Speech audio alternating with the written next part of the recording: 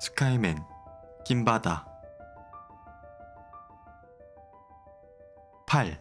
갑작스런 이별. 어제는 기다리다가 늦어서 갔어요. 우리 윤혁이 만나서 제 영상 보여주었지요? 뭐라고 하던가요? 영상 찍어온 건 없어요? 의뢰인 일은 탐사의 공간에 들어서자마자 질문했다. 일단 자리에 앉으시죠. 물론 윤혁이에게 영상을 보여주었습니다. 의뢰인을 보고 싶어하고 만나기를 간절하게 원했습니다.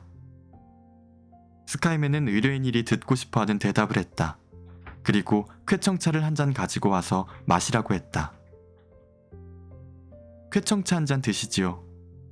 네, 기분이 좋아지는 쾌청차 좋지요. 고마워요. 스카이맨은 일단 의뢰인 일을 안정시켰다. 현자님이 특별히 개발한 쾌청차입니다. 맑은 날 양털구름을 가득 넣고 박하향을 섞어서 만든 차입니다. 마시고 나면 기분이 좋아지고 무거운 마음도 새털처럼 가벼워질 것입니다. 지난번에도 마시고 나니까 기분이 좋아지고 마음도 가벼워졌어요. 의뢰인 일은 쾌청자의 효과를 인정하고 있었다. 저도 매일 마시고 있는데 기분도 좋아지고 마음도 가벼워져서 좋습니다.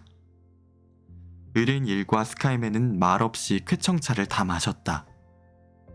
기분이 어떠십니까? 스카이맨은 의뢰인 일의 눈치를 살피며 물었다. 네, 아주 좋아요. 스카이맨은 의뢰인 일이 기분이 좋아진 걸 확인하고 소형 카메라를 꺼냈다.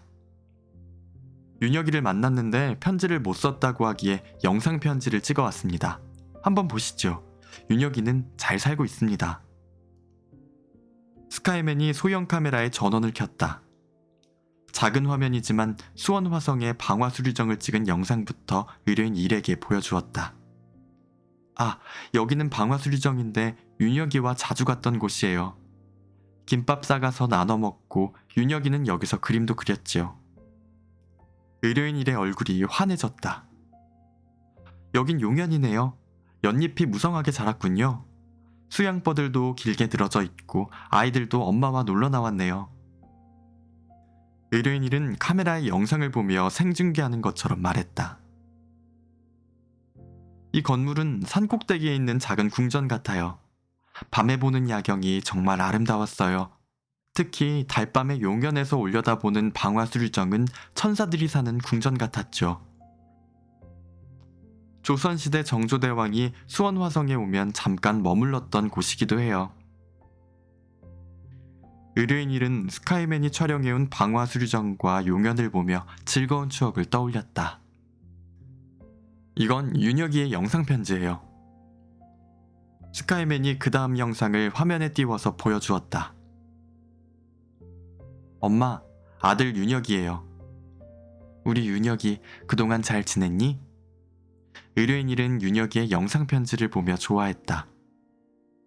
화면에 눈을 고정한 채 다 보았다. 윤혁이가 내가 생각했던 것보다 잘 지내는 것 같아서 안심이에요. 스카이맨, 이렇게 영상으로나마 만나게 해주어 정말 고마워요.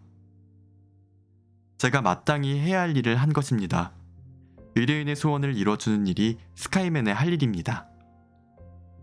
영상으로 보니 우리 윤혁이가 더욱 보고 싶어지는군요. 병원에서 수술하고는 영영 깨어나지 못하고 떠나왔거든요. 마지막으로 우리 윤혁이 얼굴도 못 봤지요.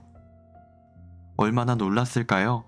갑자기 엄마를 잃고 엄마 없는 아이가 되었잖아요. 스카이맨, 꼭 좀 만나게 해주세요. 의뢰인 일은 담담하게 자신의 이야기를 했다. 그리고는 윤혁이를 꼭 만나게 해달라는 말을 잊지 않았다. 윤혁이는 아침에 눈을 떴다. 어젯밤에 이 생각 저 생각하다가 다시 잠들었는데 무슨 생각을 했는지는 생각이 안 났다. 영상으로 본 엄마 얼굴은 편안해 보였다. 그런데 영상으로 엄마를 본 뒤로 마음이 진정되지 않았다.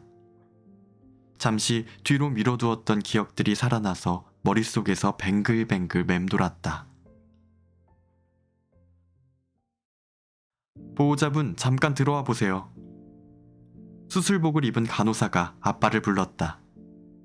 나도 들어가려 하자 아빠가 밖에서 기다리라고 했다. 윤혁이는 여기서 기다리고 있어. 분위기가 심상치 않았다. 들어가려고 때를 쓸 수도 없이 수술실 문이 닫혔다. 밖에서는 비밀번호를 눌러야 문이 열린다. 윤혁이는 하는 수 없이 복도에서 기다렸다. 서 있을 수가 없어서 의자에 앉았다. 두 손을 모아 이마에 대고 간절하게 기도했다. 스르르륵. 수술실 문이 열리고 아빠가 나왔다. 얼굴은 눈물범벅이 되어 있었다. 앗! 윤혁이는 그 순간 짧게 비명을 지르고는 정신을 잃었다. 깨어나니 응급실에 누워있고 팔에는 링거가 꽂혀 있었다. 몸을 일으켜서 일어나려는데 간호사가 윤혁이 침대로 다가왔다. 아직 일어나면 안 됩니다. 좀 더 안정을 취해야 하니까 누워 있으세요. 윤혁이는 하는 수 없이 도로 누웠다. 그리곤 끝없는 잠에 빠져들었다. 윤혁아, 큰엄마다. 정신 좀 차려 보거레이. 큰엄마가 윤혁이를 흔들어 깨웠다. 엄마는요? 우리 엄마 어떻게 되었어요? 윤혁이는 인사할 새도 없이 엄마의 소식부터 물었다. 그게 말이다. 엄마가 머리에 피를 너무 많이 흘려서 수술 중에 혈압이 떨어져서 그만. 큰엄마는 더 이상 말을 잇지 못했다. 엄마, 엄마, 엄마! 윤혁이는 엄마를 부르며 큰 소리로 울었다. 그래, 울어라. 실컷 울어라. 큰엄마도 눈물을 훔쳤다. 쯧쯧쯧. 이 어린 것을 남겨두고 어찌 눈을 감았을꼬. 윤혁이는 이때부터 엄마 없는 가엾은 아이가 되었다. 친척들도 선생님도 친구들도 엄마 없는 아이 윤혁이로만 보는 것 같았다. 그 뒤에 일어난 일들은 잘 기억이 안 난다. 넋을 놓고 있었고 시간이 흘러갔다는 것만 알 수 있었다. 추모의 집 봉안당에 엄마의 유골을 함을 모셨다. 지수연. 엄마 이름이 또렷이 박혀있다. 엄마는 저 유골함 속에 갇히고 만 것이다. 이젠 윤혁이 곁에 엄마라는 존재는 없었다. 엄마가 떠난 집은 아주 조용했다. 아빠도 말을 안 하고 윤혁이도 자기 방에서 나오지 않았다. 그리고 며칠 뒤 학교에 갔다. 윤혁이는 선생님과 친구들이 이 사실을 모른 척하기를 바랐다. 윤혁이가 슬픈 일을 당했는데 여러분이 곁에서 위로해주기 바랍니다. 선생님이 친구들에게 말할 때 윤혁이는 바로 고개를 떨구었다.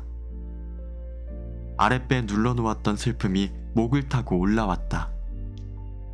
울지 않으려고 참는데 눈물이 뚝뚝 떨어졌다. 짝꿍 선주가 화장지를 내밀었다. 윤혁이는 받아서 눈물을 닦았다. 그리고 1년이 흘렀다. 큰엄마가 세월이 약이라고 사람은 어느 정도 시간이 지나면 잊고 살아가게 된다고 했다. 윤혁이는 엄마 없는 생활에 적응해가고 있었다. 엄마가 하던 집안일도 아빠와 나눠서 했다. 어설퍼서 실수 연발이지만 그런대로 잘해가고 있다. 엄마가 하던 일을 하면서 엄마가 많은 일을 하고 있었다는 사실도 알게 되었다.